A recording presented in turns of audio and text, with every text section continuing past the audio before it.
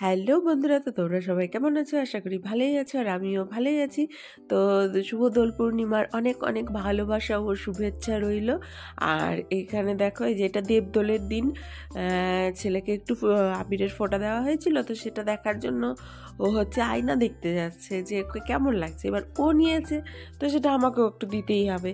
তো এই যে আমাকেও দিতে চলে এসছে, আর এখানে তোমাদেরকে বলছে এই যে হরে কৃষ্ণ রাধে রাধে, এগুলো তোমাদেরকে বলছে। তো তোমরা এদিকে কে কে দোল পূর্ণিমায় কিরকম কিরকম আনন্দ করছো আমাকে কমেন্ট করে অবশ্যই জানাও। আর এই যে ছেলের দুটো সঙ্গী চলে এসেছিলো ওরা খেলতে, আর আমরা এখন স্নান টান করে রেডি সেডি হয়ে বেরিয়ে পড়ছি বাড়ি যাওয়ার উদ্দেশ্যে। হ্যাঁ, আজকে ফাইনালি বাড়ি যাচ্ছি আমরা। তো ছেলে তো মনে করছে ঘুরু ঘুরু যাচ্ছি, ঘুরু ঘুরু। ছেলে হচ্ছে বাড়িতে যেতে চায় না, মানে মাসিমণির বাড়িতে থাকলে ওখানেই থাকতে চায়। আর এই যে এখন আমরা বেরিয়ে পড়ছি, এদিকে গাড়িতে উঠে গেলাম। আর এই দেখো আজকে কে চালাবে গাড়ি দেখাচ্ছি তোমাদেরকে সবটাই। আর এই হোলিতে হোলিতে রং খেলাটা আমার কাছে ভীষণ টাফ লাগে, এই কারণেই কারণ ওই রং হচ্ছে মানে রং লাগলে সেটা উঠতে চায় না, আর আবির হলে সেটা ঠিক আছে। রং খেলতে যার জন্য খুব ভয় লাগে, আর আমি রং খেলিও না খুব একটা। কখনো সেরকম পজিশনে পড়ে গেলে যে কেউ হয়তো জোর করে দিয়ে দিল, তখনকার ব্যাপারটা আলাদা। আমি যার জন্য হোলি খেলার দিন বাড়ি থেকেই বেরোই না। আর এই যে যেতে যেতে তোমাদেরকে দেখাচ্ছিলাম ছেলে কি করছে আর কে গাড়ি চালাচ্ছে। আর এই যে মিষ্টি নিতে ঢোকা হয়েছে, দিদিও যাচ্ছে, তাই দিদি মিষ্টি নিচ্ছে। এখানে ক্ষীর দই নেওয়া হচ্ছে। আর এই যে এই নতুন মিষ্টিটা, নামটা আমার ঠিক এখন মনে পড়ছে না, ওই মিষ্টিটা নেওয়া হয়েছিল, কানসাট নেওয়া হয়েছিল। খেতে বেশ ভালো, অপূর্ব স্বাদের। আর এই দেখো গিয়ে গাড়ি চালাচ্ছে, দেখেছো আমার ভাগ্নে? হ্যাঁ, আমার দিদির ছেলে গাড়ি চালাচ্ছে। ও এখন গাড়ি চালাতেও পারে খুব সুন্দর, আর লাইসেন্সও হয়ে গেছে, আর কে আটকায় ওকে। আর এখানে গল্প করতে করতে যাওয়া হচ্ছিল। আর রাস্তা তো প্রচুর খারাপ, প্রচুর।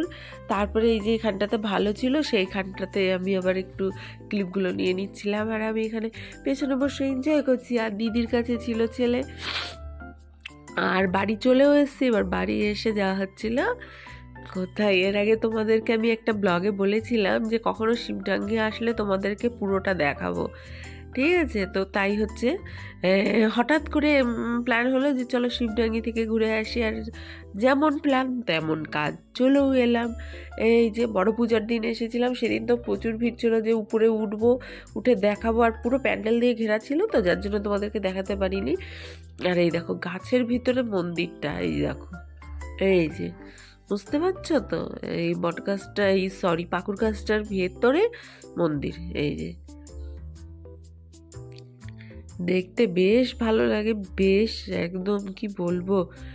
এখানটাতে এসে একটু বসা যাবে, হ্যাঁ, বসে তোমরা গল্প করো, সময় কাটাও। বেশ সুন্দর জায়গাটা, বেশ।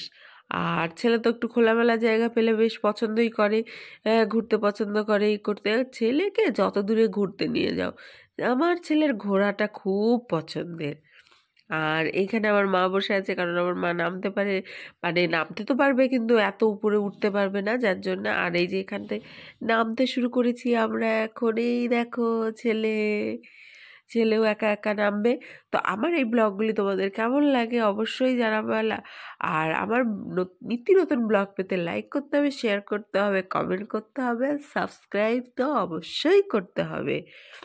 আর তোমরা কে কিভাবে হোলি কাটালে অবশ্যই কমেন্ট করে জানাও। আর এই যে বাড়ি চলে এসেছি, বাড়ি এসে অ্যাজ ইউজুয়াল ওরা খেলা দেখতে বসে গেছে। আমরা বাড়িতে এসে আবার আর একটু চা খেয়ে নিয়েছিলাম।